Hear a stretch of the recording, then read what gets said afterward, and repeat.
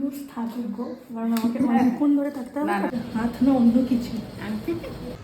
আজকে ব্রাইডের বাড়ি পৌঁছোতে কি নাজেহালটাই না হয়েছে। ব্রাইডের লোকেশন ছিল বারাসাত, আর আমি নিজে বারাসাতের মেয়ে হয়ে ব্রাইডের বাড়িই খুঁজে পাইনি। বোঝো কাণ্ড। আসলে সে আমায় লোকেশানটাই ভুল দিয়েছিল। পরে ওখানে পৌঁছে শুনি সে বাড়ি বসেই লোকেশানটা শেয়ার করেছিল, কিন্তু গুগল বাবাজি সেই লোকেশানটা অন্য রুট দেখিয়ে দিয়েছে। ভাবো তো, একটা ঠিকঠাক লোকেশান না থাকলে কতটা সমস্যায় পড়তে হয়। আর সেইটাই হয়েছিল আমার সাথে। তারপর কোনো রকমে সেখানে পৌঁছে দেখি আমার ব্রাইড এখনও সাজার জন্য রেডি হয়নি। অবশ্য আমার ব্রাইডের কিন্তু কোনো তাড়াই ছিল না, কেন কি তার লগ্ন ছিল মাঝরাত 2টোর সময়। তাই আমিও তাকে আমার মতো করে ধীরে ধীরে সাজাচ্ছিলাম। তবে আমার ব্রাইড সুস্মিতা কিন্তু প্রচুর কথা বলে।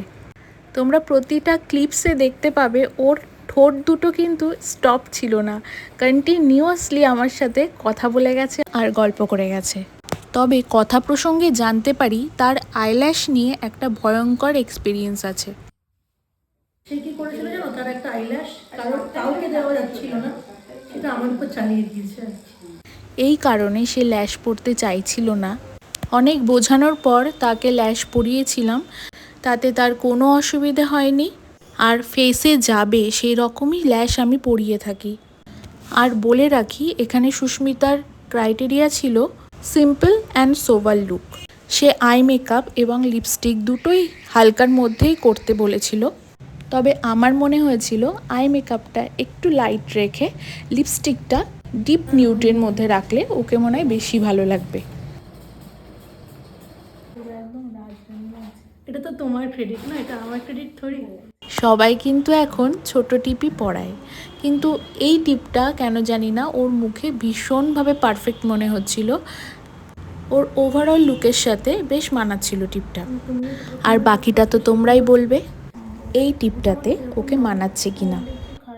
এই লিপস্টিকের ব্যাপারে একটা কথা বলি, বেশিরভাগ ব্রাইডস আমাকে জিজ্ঞেস করে তুমি যে লিপস্টিকটা পরাবে সেটা কোন শেডের পরাবে, তুমি যদি আগে থেকে জানিয়ে রাখো তাহলে আমি সেটা ক্যারি করব বা কিনে রাখবো।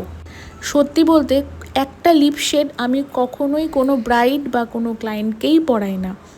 অল টাইম আমি মিক্স ম্যাচ করেই পরিয়ে থাকি। তাই এক্স্যাক্ট কী শেড দিয়েছিলাম সেটা বলা সত্যি ডিফিকাল্ট হয়ে যায়।